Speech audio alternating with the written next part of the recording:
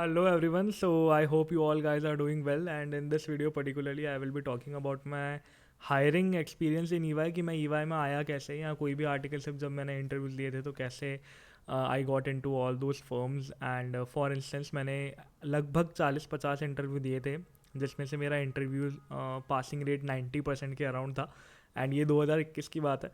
ठीक है, तो अब मैं ये अब क्यों बता रहा हूँ क्योंकि बहुत सारी क्वेरीज आती हैं एंड पुरानी वीडियोस जो हैं ना उनका थोड़ा सा क्वालिटी इशू है। ठीक है, उसमें कुछ चीज़ें एडिशन है, कुछ चीज़ें नहीं बतानी है। नो डाउट कि वो वीडियोस में कवरेज बहुत अच्छा है, बट आई थिंक थोड़ी सी उसमें और डिटेल बात करने की नीड है। ठीक है, तो इस वाली वीडियो में मैं पर्टिकुलरली ये बताने वाला हूँ कि मेरा ईवाई में मैं कैसे आया। ठीक है, तो मैंने कैसे ईवाई को ढूंढा, ईवाई ने कैसे मुझे ढूंढा, क्या इंटरव्यू में हुआ था, क्या क्या चीज़ें पूछी गई थी, मैं पर्टिकुलरली उस चीज़ के बारे में बात करने वाला हूँ। ठीक है, तो ये पूरा ईवाई सेंट्रिक इंटरव्यू पॉडकास्ट या एक वीडियो होने वाला है जिसमें हम बात करेंगे कि how I made it to the EY statutory department article सबका। इतना कोई बड़ा काम, इतना कोई मुश्किल काम नहीं है, बहुत ईजी है, बट सिंस बहुत सारी क्वेरीज आती है तो this is the video for you guys.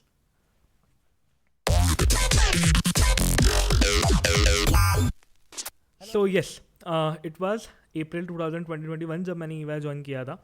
अब इंटरव्यू के लिए जब मैंने पिच करना चालू किया था वो था जनवरी 2021। मैंने नवंबर 2019 में अपने सी A intermediate both groups clear कर लिए थे in the very first attempt. मैं एक सी ए इंटर कैंडिडेट था जो क्लियर कर चुका था। मैंने 2020 में अपनी I T and O C training जो होती है वो कंप्लीट कर ली थी, सो डैट कि जब मैं जनवरी में अप्लाई करने बैठूँ तो मेरा सब कुछ कंप्लीट हो। अब ये केस डिफर कर सकता है आपके और मेरे बीच में। सिंस मैं डी यू से था तो मैं आर्टिकल सिर्फ 30 अप्रैल से ज्वाइन कर सकता था, बट आप लोग क्योंकि हो सकता है डी यू से ना हो, या तो आप कॉरेस्पॉन्डेंस कॉलेज से हो, या तो फिर आपका ऑलरेडी ख़त्म हो गया, या आपने जस्ट गए नवंबर में अपने एग्ज़ाम दिए होंगे। ठीक है, तो व्हाट आई वुड एडवाइस इस कि एग्जाम के बाद अपनी आईटी और उसी ट्रेनिंग इमीडिएटली कंप्लीट कर लेना। अगर डीयू वाले हो तो 30 अप्रैल की ज्वाइनिंग कोर्ट होगी आपकी, और अगर आप एक नॉर्मल एस्पिरेंट हो तो आप इमीडिएटली ज्वाइन कर सकते हो। आप अब मैं बात करता हूँ कि मैंने क्या किया था जिससे मुझे फर्स्ट कॉल आया था ईवाई की तरफ से। सो 3-4 तरीके की पार्ट ऑलरेडी मैंने कर रखी है अपनी पुराने वीडियोज़ में, मैं फिर से बता देता हूँ। सबसे पहला, reaching out to people on LinkedIn. ठीक है, लिंक्डइन पे उस टाइम में इतना एक्टिव नहीं था, बट तब भी बहुत हेल्प हुई थी लिंक्डइन से। कोल्ड ईमेलिंग और कोल्ड मैसेजिंग आप लिंक्डइन पे कर सकते हो लोगों को, लोग सच में हेल्प करने की विलिंग होते हैं। ठीक है, दूसरी चीज़, देर आर टूल जिससे आप एच आर मतलब किसी की भी ईमेल आईडी निकाल सकते हो लिंक्डइन से। आप उसको यूज़ करोगे, ईमेल आईडीज़ निकालोगे और उन पर आप अपना रिज्यूमे डालोगे। कोल्ड ईमेलिंग कहते हैं इसे, पहले हमने कोल्ड मैसेजिंग की बात करी। Third, you reach out to your seniors from college or your seniors from your coaching classes or the network which you have. अब तो काफ़ी ऐसी है कि नेटवर्क भी बहुत बड़े हो गए हैं सिंस कि अब निकासा सिकासा एंड विकासा ऑल दीज स्टूडेंट एसोसिएशन के भी काफ़ी इवेंट्स होने लग गए हैं। ठीक है, तो आप उनको रीच आउट कर सकते हो, वो आपको डेफिनेटली हेल्प कर सकते हैं। चौथा, आप इंटरनल रेफरेंस लगवा सकते हो। जैसे मैं अगर ईवाई में काम कर रहा हूँ, वैकेंसी आती है तो मैं आपका रिज्यूमे पोर्टल पर डाल दूंगा। पांचवा, कि आपका अगर बहुत ही अच्छा किसी के साथ दोस्ती है, रिलेशन है, कोई रिलेटिव है, तो आप उससे इंटरनली उस बंदे को बोल के अपना रिज्यूमे ईमेल करवा सकते हो एचआर को। इससे होता ये है कि आपके रिज्यूमे की विजिबिलिटी और हायरिंग के चांसेस थोड़े ज़्यादा बेटर हो जाते हैं। ठीक है, तो मैंने क्या किया था, मैंने cold messaging, cold emailing, portal पे रेफरल, और साथ में वो मेरा इंटरनल मेल वाला तो मेरा भी नहीं हो पाया था। ठीक है, तो ये सारी बेसिक चीज़ें मैंने करी थी। Cold emailing, cold messaging and cold calling भी करी थी मैंने, जितने नंबर्स मुझे मिल पाए थे ऑनलाइन या लिंक्डइन से, अलॉन्ग विथ यूर पोर्टल पे रेफरेंस।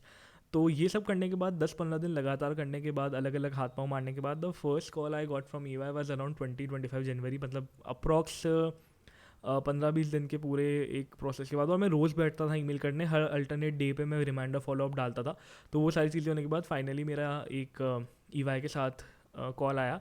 तो उन्होंने सबसे पहले तो मेरा टेस्ट लिया था, एप्टीट्यूड वाला, if I am not wrong. ठीक है, तो उस वो टेस्ट भी बड़ा ईजी होता है। उसमें हम लोगों को कुछ कैट तो नहीं बोलूँगा, बट जो हम अंडर ग्रेजुएट एग्ज़ाम देते हैं, यू गैट हो गया, डी यू जैट हो गया, अब है कि नहीं मुझे नहीं पता, मेरे टाइम पे था, बहुत बहुत पहले की बात है वो, 2018 की। तो उस लेवल के क्वेश्चंस होते हैं। बहुत ही बेसिक क्वालिटेटिव क्वांटिटेटिव एप्टीट्यूड होता है, बहुत ही बेसिक इंग्लिश, और जीके तो नहीं पूछी थी मेरे से किसी ने भी, बट ठीक है। तो वो बहुत ईजी होता है क्लियर करना, इतना कोई हार्ड नहीं है। मैंने उसके बारे में एक डेडिकेटेड वीडियो बना रखी है, वो आप लोग देख लेना, मैं पिन कर दूंगा अपने डिस्क्रिप्शन में, या फिर मैं आई बटन पर डाल दूंगा, what ever it is, it will be. And वो हुआ था, वो बहुत इजीली क्लियर हो गया था। फिर मेरा राउंड हुआ था सीधे, टेलीफोनिक राउंड से होते ही हैं जिसमें एचआर आपसे एक बेसिक एचआर क्वेश्चंस पूछ लेते हैं और वो आपको कंसिडर कर लेते हैं।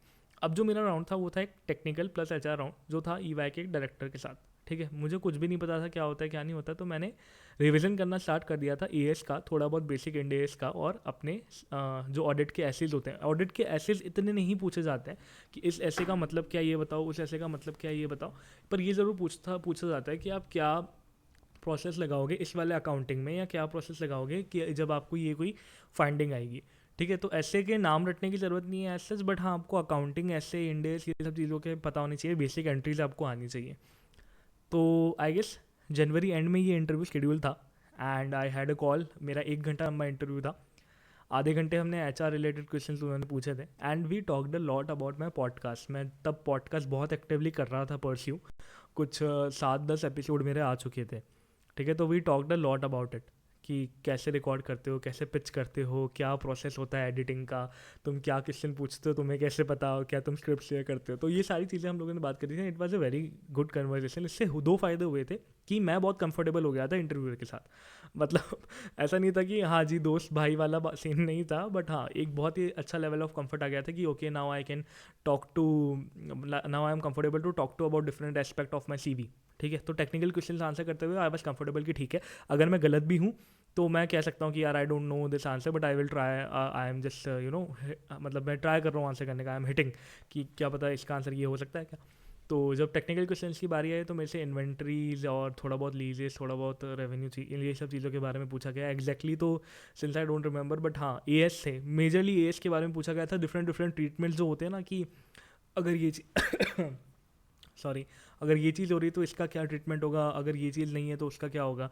तो ये सारी चीज़ें जो होती है, जो कंडीशंस होती है, फॉर एग्जांपल अगर मैं आज के टाइम पे बात करूँ तो इंडेक्स 115 में जो स्पेशल केसेस हैं, वाउचर और लॉटरी पॉइंट्स, लॉयल्टी पॉइंट्स और डिस्काउंट्स का, इन सब का क्या ट्रीटमेंट होगा।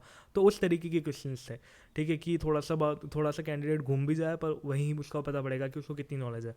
तो वो सारी बात हुई, आधा घंटा का पूरा टेक्निकल राउंड चला था। It was a really a good interview, and I still think कि उसमें मेरी जो एक्यूरेसी थी वो जाके 80-90% तक मैंने सही आंसर दिए थे। क्यों हो पाया था वो, क्योंकि मैं पिछले 2-3 इंटरव्यूज़ में बहुत बुरी तरीके से बेइज्जती हुई थी मेरी when it come to technicals, क्योंकि मेरे को, मैं आंसर सिर्फ, मेरी एक्यूरेसी 50-60% थी, विच इज़ नॉट गुड।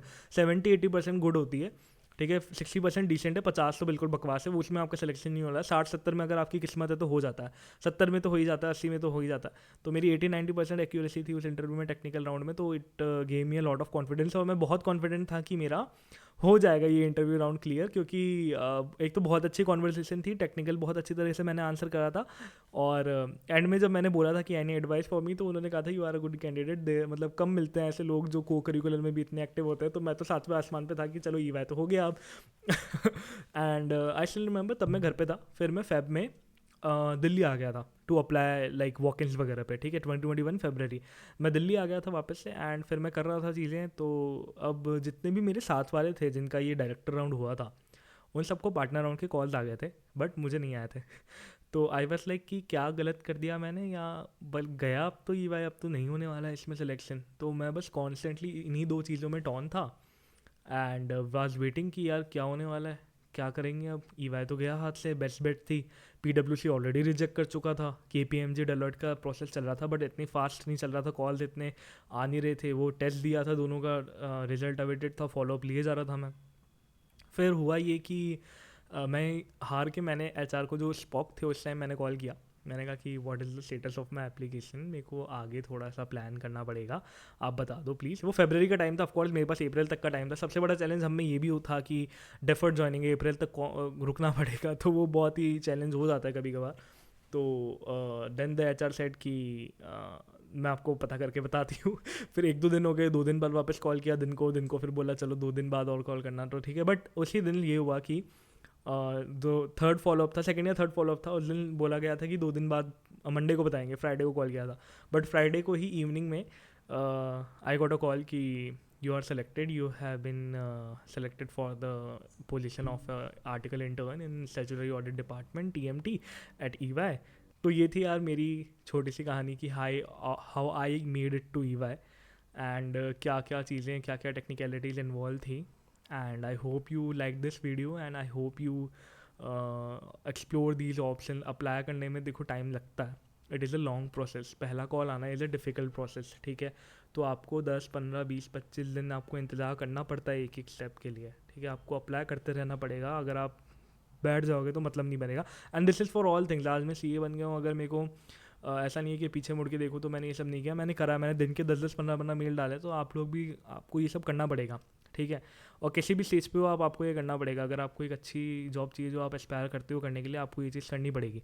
सो मेरी यही एडवाइस रहेगी कि डोंट गेट डिसहार्टन अगर आपको 5-10 दिन में रिप्लाई नहीं आ रहा है। आप परसिस्टेंट रहो, साम दाम दंड भेद सब लगा दो ना, आप सारे तरीक़ों से रीच आउट करो HR को, कुछ ना कुछ तो वर्कआउट करेगा ही। सो एट द एंड मेरी ये एडवाइस रहेगी कि डिसहार्टन होने की ज़रूरत नहीं है, मिल जाती है आर्टिकल से बिग 4 में, इतनी बड़ी कोई चीज़ नहीं है कि नहीं मिलती, या बहुत ही ज़्यादा अटैम्प्ट वाला भी कोई सीन नहीं है यार। सब लोग बोलते हैं 1 अटैम्प्ट 2 अटैम्प्ट, नहीं, जितने भी अटैम्प्ट हो, अगर आप में एज ए कैंडिडेट अगर आप गुड हो तो आपका हो जाएगा। So this was me, and thank you so much for watching the video till the end, and I really hope you like it. Please drop your questions and suggestions in the comment box. If you have any specific query regarding EYO or any articleship thing or your preparations going on, you can drop me a email or you can drop me a message on LinkedIn. Whenever I am available, I will surely try my best to reply you. And thank you so much. Signing off for the day. Good day.